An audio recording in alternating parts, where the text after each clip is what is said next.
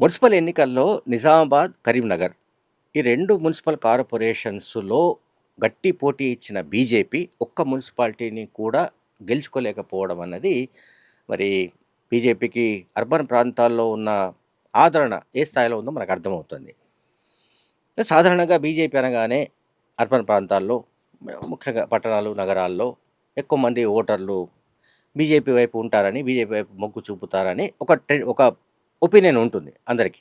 ఒక ఒపీనియన్ అటువంటి అభిప్రాయం ఉంటుంది. కానీ మనం ఒకసారి చూస్తే రిజల్ట్స్ కనుక మనం ఒకసారి చూస్తే ఉమ్మడి జిల్లాల వారీగా అంటే బీజేపీకి సంబంధించి ఉమ్మడి జిల్లాల వారీగా చూస్తే ఉమ్మడి మెదక్‌లో 0, ఉమ్మడి రంగారెడ్డిలో 0, ఉమ్మడి మహబూబ్‌నగర్‌లో 0, ఉమ్మడి నల్గొండలో 0, ఉమ్మడి ఖమ్మంలో 0, ఉమ్మడి వరంగల్‌లో 0, ఉమ్మడి కరీంనగర్‌లో 0, ఉమ్మడి ఆదిలాబాద్‌లో 0, ఉమ్మడి నిజామాబాద్‌లో 0.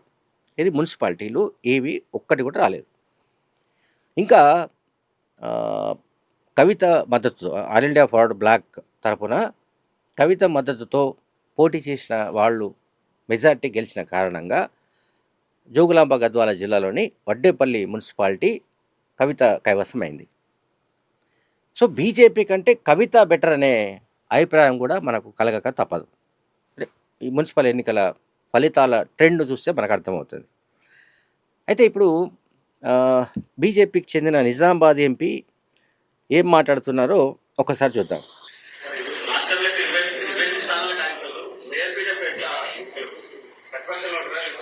ప్రతిపక్షంలో ఉంటాం కదా. ఇప్పుడు వాళ్ళు ఎంఐఎం వాళ్ళు కాంగ్రెస్ వాళ్ళు కలిసి చేసుకుంటారా? వాళ్ళు కలిసే ఉన్నారు. వాళ్ళు ఒకటే మాట్లాడేటోళ్ళు బయటికి పోవచ్చండి. వాళ్ళు కలిసి చేసుకుంటారా? ప్రజలు చూస్తారు కదా. వాళ్ళు ఒకటే అని చెప్తూనే ఉన్నాం మేము త్రూ అవుట్. వచ్చి కొద్దిగా ఫాలో అప్ కూడా చేస్తాం. ముఖ్యమంత్రి రేవంత్ రెడ్డి గారు పైన కేసు కూడా ఎందుకు స్లో ఉందో కూడా మేము కొద్దిగా ఫాలో అప్ కూడా చేస్తాం. ఇది నేను ఇంతకుముందు చెప్పిన లెక్కలకు సంబంధించిన ఫ్రస్ట్రేషన్గా భావించాలి. బీజేపీ ఎంత ఫ్రస్ట్రేషన్లో ఉందో ధర్మపురి అరవింద్ నిజామాబాద్ ఎంపీ చేసిన వ్యాఖ్యల ద్వారా మనకు అర్థమవుతుంది. ముఖ్యమంత్రి రేవంత్ రెడ్డి గతంలో 2015 ప్రాంతంలో ఓటుకు నోటు కేసు నమోదైంది 2015లో. ఇప్పటికీ ఆల్మోస్ట్ 11 ఏళ్ళు గడిచిపోయాయి. కేసు కోర్టులో నడుస్తోంది.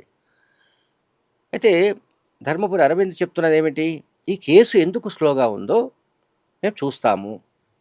ఈ కేసుని అంటే అది వేగవంతమయ్యేటట్టు చేస్తామనే ఒక ఇండికేషన్ ఇచ్చాడు.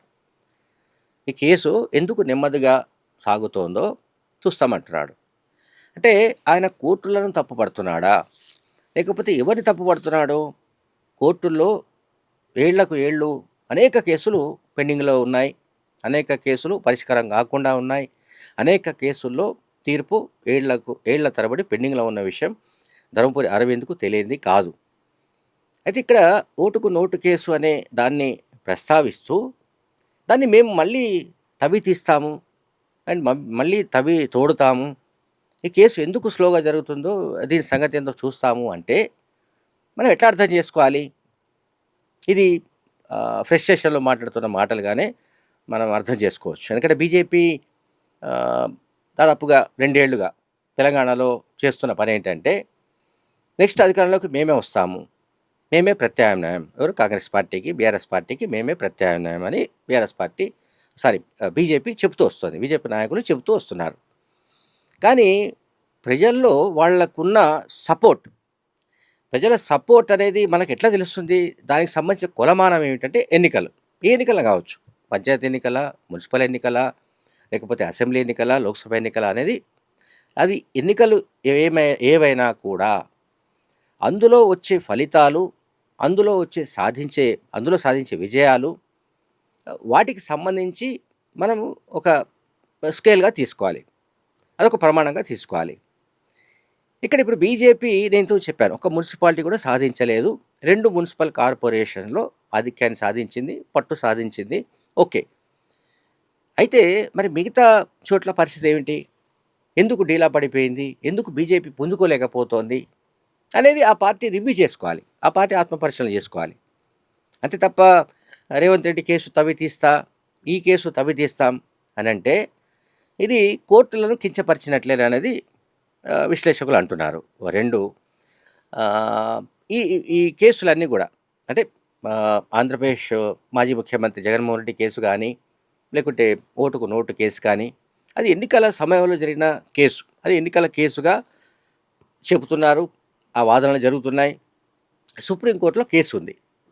సో, సుప్రీంకోర్టులో విచారణ జరుగుతున్న కేసు గురించి ధర్మపురి అరవింద్ మాట్లాడవచ్చునా? ఒక ఎంపీ మాట్లాడవచ్చునా? లేదా? అన్నది ఇక్కడ చర్చ. ఆయన ఏమంటున్నాడు? కేసు ఎందుకు స్లోగా ఉందో, అంటే తీర్పు ఎందుకు ఇంకా ఇవ్వడం లేదనేది ఆయన చెప్తున్న మాట. ఆయన పరోక్షంగా చెప్తున్నది ఏమిటంటే, కేసు స్లోగా ఉన్నది అంటే వీలైనంత త్వరగా తీర్పు ఇవ్వండి అని చెప్పడానికి ఆయన ప్రయత్నించాడు. అయితే ఇక్కడ ఇంకొక విషయం చెప్పాలి. ముఖ్యమంత్రి రేవంత్ రెడ్డి రీసెంట్‌గా ఢిల్లీలో మీడియాతో మాట్లాడుతూ కొన్ని విషయాలు ఆయన స్పష్టం చేశాడు.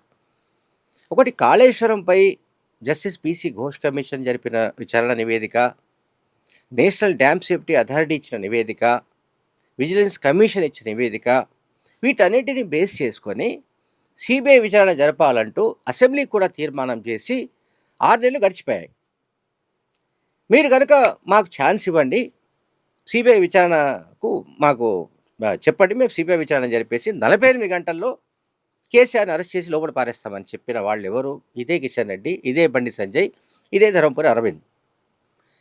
తీరా సిబిఐ విచారణ జరిపించండి అని రాష్ట్ర ప్రభుత్వం కేంద్ర ప్రభుత్వాన్ని కోరితే, కేంద్ర ప్రభుత్వం ఎందుకు జాప్యం చేస్తుందో బీజేపీ నాయకులు జవాబు చెప్పలేకపోతున్నారు. ఇప్పటిదాకా దానికి జవాబు లేదు. మరి ప్రధానమంత్రి నరేంద్ర మోడీ దగ్గరికి పోయి కూర్చోవచ్చు, కేంద్ర హోంమంత్రి అమిత్ షా దగ్గర పోయి కూర్చోవచ్చు, వాళ్ళపై ఒత్తిడి తీసుకురావచ్చు. అంటే ఇక్కడ బీఆర్ఎస్ పార్టీతో వాళ్ళకి ఏమైనా లాలూచి ఉందా అనే అనుమానాలు ప్రజల్లో రాక తప్పదు. బీజేపీ బీఆర్ఎస్ మధ్య సంబంధాలు లేకపోతే కేటీఆర్ ఏమో ఫార్ములా ఈ రేస్లో ఉన్నాడు. అండ్ కాళేశ్వరం ప్రాజెక్టు సంబంధించి మనందరికీ తెలుసు. సో, కాళేశ్వరం ప్రాజెక్ట్ అయినా, ఫార్ములా ఈ రేస్ అయినా, లేకపోతే ఫోన్ ట్యాపింగ్ కేసు అయినా, ఈ కేసులు అంటే ఫార్ములా ఈ రేసు, ఫోన్ ట్యాపింగ్, ఇవి 2 రాష్ట్ర పరిధిలో ఉన్నాయి. స్టిల్ రాష్ట్రంలో ఆ కేసులు దర్యాప్తు పురోగతిలో ఉంది. వేరే కాళేశ్వరం ప్రాజెక్టుకి సంబంధించి అయితే దర్యాప్తు పూర్తయింది. ఆ దర్యాప్తు నివేదికల ఆధారంగా సిబిఐ విచారణ జరపండి, దోషులను శిక్షించవచ్చునని ముఖ్యమంత్రి రేవంత్ రెడ్డి అసెంబ్లీలో తీర్మానం పెట్టి అది పంపిస్తే దాన్ని చెత్తబుట్టలో పారేశారో, లేకుంటే దాని మీద నిర్ణయం తీసుకోకుండా ఎందుకు జాప్యం చేస్తున్నారో బీజేపీ నాయకత్వం చెప్పలేకపోతుంది. అంటే కేసీఆర్ను, కేటీఆర్ను, బీఆర్ఎస్ నాయకులను రక్షించడానికి కిషన్ రెడ్డి ప్రయత్నిస్తున్నాడుగా, కేంద్ర మంత్రి కిషన్ రెడ్డి ప్రయత్నిస్తున్నట్టుగా ముఖ్యమంత్రి నేరుగానే అనేక సార్లు ఆరోపించారు. కిషన్ రెడ్డిని అయితే బీఆర్ఎస్ పార్టీ కేసీఆర్ దత్తపుత్రుడని కూడా ఆరోపించాడు ఈ కేసుల్లోనే. మరి ఇప్పుడు ధర్మపురి అరవింద్ ఏం చెప్తున్నాడు? ఓటుకు నోటు కేసు తీస్తా అంటున్నాడు. ఓటుకు నోటు కేసు తీయకపోవడం అది కోర్టు చూసుకుంటుంది. బీజేపీ నాయకులు చేయవలసిన పని ఏమిటంటే, తెలంగాణ బీజేపీ నాయకులు చేయవలసిన పని ఏమిటంటే, తెలంగాణ బీజేపీ నాయకులకు బీఆర్ఎస్తో సంబంధాలు లేకపోతే, either KCR or KTR whoever, BRS నాయకత్వంతో సంబంధాలు లేకపోతే, బీఆర్ఎస్ నాయకులను కాపాడాలన్న కాన్సెప్ట్ లేకపోతే, కేంద్ర ప్రభుత్వం పైన ఒత్తిడి తీసుకొచ్చి వాళ్ళపైన చర్యలు తీసుకునే విధంగా, అంటే సిబిఐ విచారణ జరిపే విధంగా, ఆ సిబిఐ విచారణ కూడా వీలైనంత త్వరగా దానికి ఒక టైం లైన్ పెట్టి ఆ గడువులోగా పూర్తి చేసి దాని ఆధారంగా చర్యలు తీసుకోవడానికి వాళ్ళు ఉపక్రమించవచ్చు. అది చేయకుండా ఇప్పుడు రివర్స్లో ఈ ఎన్నికల్లో తాము పూర్తిగా చితికిపోయామని, 3వ స్థానానికి వెళ్ళిపోయామనే బాధలో వాళ్ళు ఇటువంటి ఫ్రస్ట్రేషన్ మాటలు మాట్లాడుతున్నట్టుగా నాకైతే కనిపిస్తోంది. Thank you very much.